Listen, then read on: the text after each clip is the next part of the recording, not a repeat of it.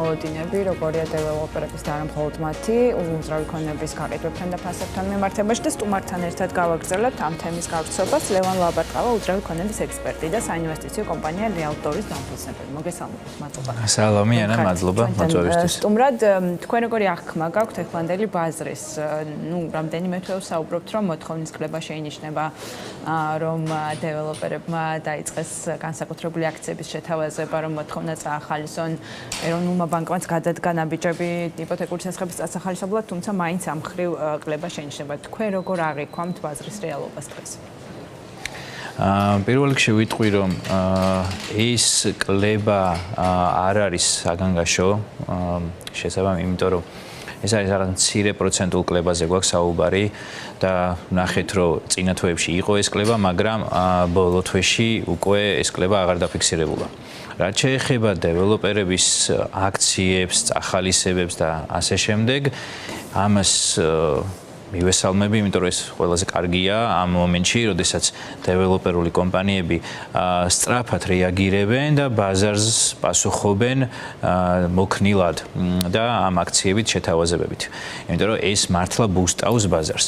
იმ დროს, როდესაც მათ ძირითადად ყველა დეველოპერი სესხით აშენებს თავის პროექტს, იმ დროს, როდესაც სასესხო განაკვეთები ძალიან გაზრდილია ბოლო წლებში და მათთვის ყოველი დღე და ყოველი თვე გაუყიდავი ბინების ნაწილში არის ძალიან ხარჯიანი, ამიტომ მათ რა თქმა უნდა უღირთ ეს აქციები, საჩუქრები, შეთავაზებები, რომ სწრაფად გაყიდონ ბინები და დაბუსტონ ბაზარი.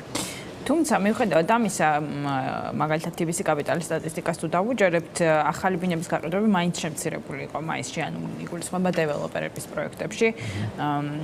13%-იანი კლება იყო და რეალური ზრდა 5-7%-ის ფარგლებში ბაზარმა ძირითადად მეორეული გაყიდვების ხარჯზე დადო. თქვენ რამდენად ხედავთ ამ ტენდენციას?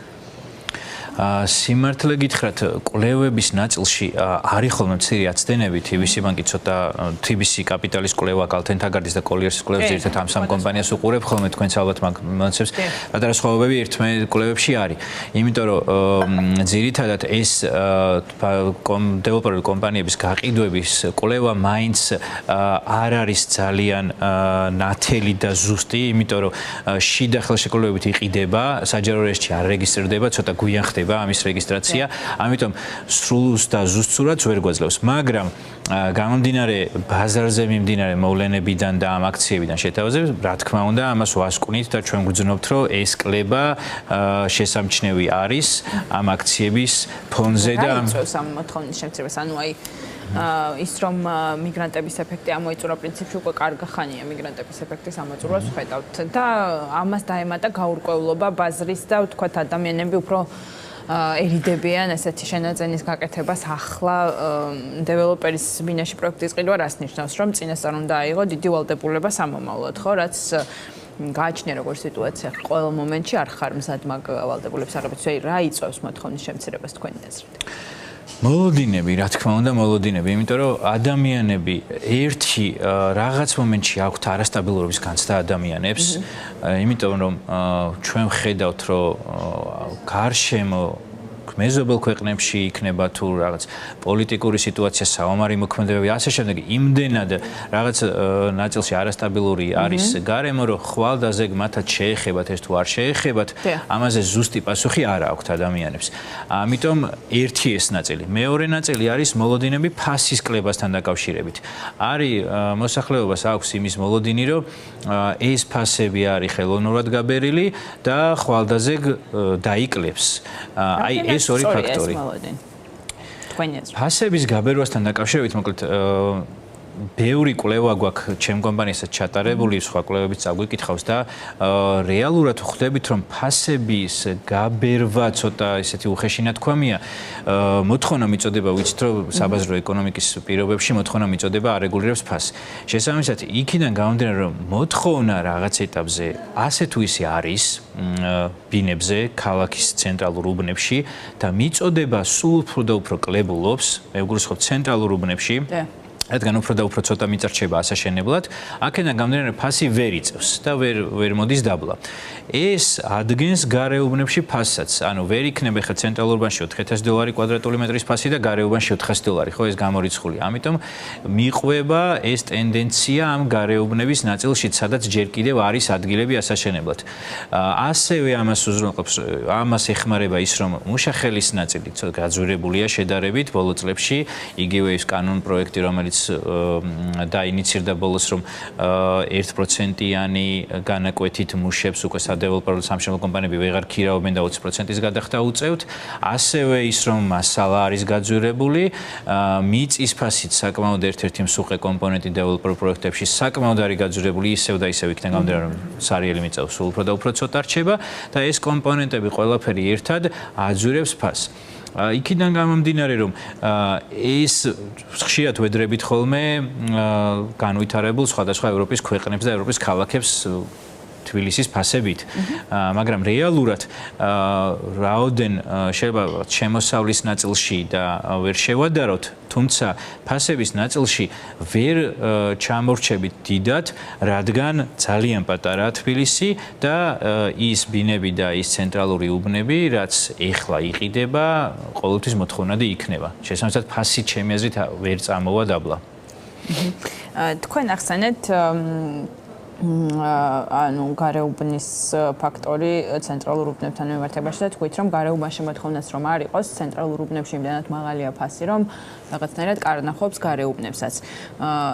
თუმცა აი თუ დავუშვებთ, ან ჰიპოთეტურად ვივარაუდებთ, რომ მოთხოვნის კლება გაგრძელდება მომავალშიც, შეიძლება მივიდეთ რაღაც გარდამტეხ მომენტამდე, როცა უბრალოდ შეუძლებელი იქნება ფასის შენარჩუნება. რადგან მოთხოვნა მიწოდებაზე ვსაუბრობთ.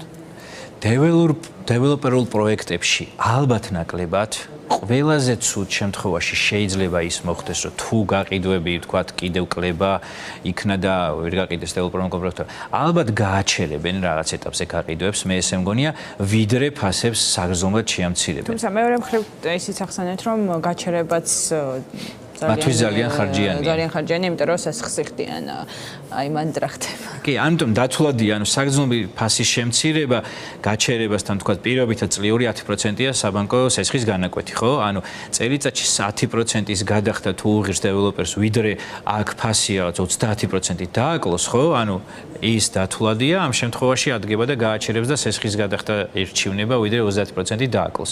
აი, ამ ერთმანეთთან შესაბამისობაში ვერ მოვა უბრალოდ ის საგრძნობი ფასის ვარდნა, იმიტომ რომ არც ერთ შემთხვევაში დეველოპერს თვითღირებულებთან თვითღირებულებზე დაბალი ფასით ალბათ გაუჭირდება. იმიტომ რომ დღევანდელ პროექტებში ძირითადად ყველა დეველოპერს საკმაოდ ძვირია გადახდილი მიწაში, პროექტირებაში, ახალი დადგენილებით მშენებლობაც არც ისე ცოტა ჯდება ხარჯების ნაწილში, მასალა, მუშახელი და ასე შემდეგ. ამიტომ მაქსიმუმ ძირითადად გულახდილად რო გითხრათ, დაახლოებით საშუალო პროექტების მომგებიანობა არის 30% დეველოპერული პროექტების მომგებიანობა.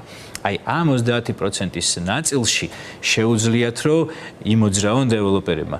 ანუ მაგათ თუ ღირს $2,000 კვადრატული, სადღაც 1500-მდე შეიძლება ჩამოვიდეს დეველოპერი, ისიც აი ყველაზე იდეალურ შემთხვევაში რომ მოგებაზე და ყველაფერზე უარი თქვას. ამაზე დაბლა ფიზიკურად ვერ ჩამოვა უბრალოდ, იმიტომ რომ არ არის მისი მოგება ამხელა. წეგან ახსენეთ ვედრებით ხოლმეო ევროპის სხვა ქალაქებს ფასებითო და პრინციპში მართლა ძალიან ბევრ ქალაქთან ახლოს თუ არა ზოგიერთთან ალბათ შეიძლება წინას ვართ არ ვიცი. თლად კარგად არ გამიკეთები ეგ ანალიზი, მაგრამ ნუ რაღაც დონეზე მაქვს აღქმა რომ საკმაოდ მაღალია. აი რა საბოლოო ჯამში რაღაც ღირებულება ქმნის ხო ამ ფასს რეალურად ეხლა მე რომ ვიყიდო ბინა ბერლინში ჩემი გათვლა იქნება, რომ ბერლინი არის ქალაქი, სადაც სულ გავაქირავებ ბინას და ნუ ჩემი ინვესტიცია ამაზე იქნება დამყარებული. და მე ვყიდულობ ბინას თბილისში, ვთქვათ, არ ვარ თუნდაც ადგილობრივი და ვარ არა რეზიდენტი, არ ვიცი, ისრაელიდან მაგალითად. რუსეთიდან არ ვიცი რა ვიყო. და ისრაელიდან ვარ არა რეზიდენტი, ვყიდულობ ბინას თბილისში და რა მოლოდინი მაქვს, ანუ აი თბილისი რა ღირებულებას ქმნის როგორც ქალაქი, რომელიც ბერლინივით ყოველთვის შეიძლება გააქირავო თუ აი რა მუშაობს მან. აი თქვენ ახსენეთ ისრაელის მოქალაქეები მაგალითად ხო რატო ყიდულობენ მით უმეტეს ამ ბოლო პერიოდში გაიზარდა მათი წილი უძრავი ქონების ბაზრის შესყიდვებში.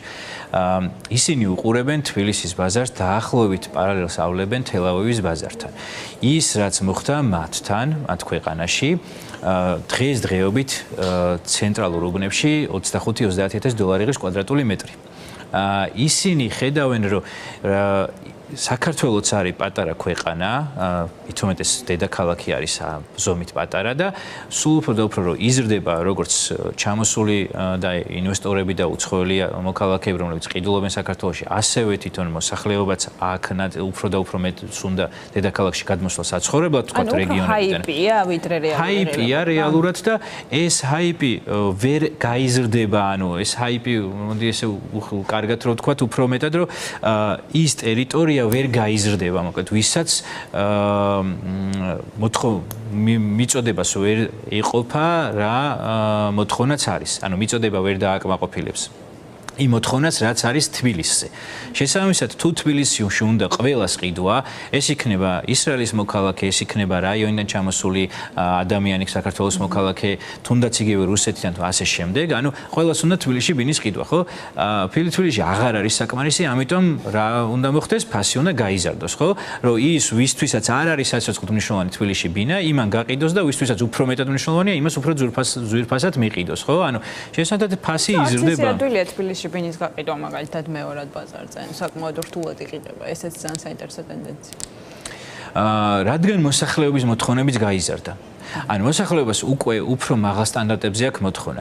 იმ ბინების გაყიდვა, რომელიც არის ძველ პროექტებში, ძველი სტანდარტებით აშენებული, სიტყვაზე მოუწესრიგებელი სადარბაზო არა, დაცვა არა, მომსახურება და ასე შემდეგ, ესეთი ბინების გაყიდვა კიდევ უფრო გართულდება მომავალშიც, იმიტომ რომ ქართველი მოსახლეობაც საკმაოდ მომთხოვნი გახდა უკვე პროექტების და შენობების მიმართ. გასაგებია. უნდა დავასრულოთ, მეტი დრო აღარ გვჭირდება, თუმცა ძალიან საინტერესო თემაა და დარწმუნებული ვარ კიდევ გავაგრძელებთ ამ თემაზე საუბარს. დიდი მადლობა, რომ გაგვიზიარეთ თქვენი შეფასებები და ანალიზი. ლევან ლაბარტყავა, უძრავი ქონების ექსპერტი და საინვესტიციო კომპანია რეალტორის დამფუძნებელი გახდათ ჩვენი სტუმარი. საუბრობდით უძრავი ქონების ბაზარზე და მოლოდინებზე.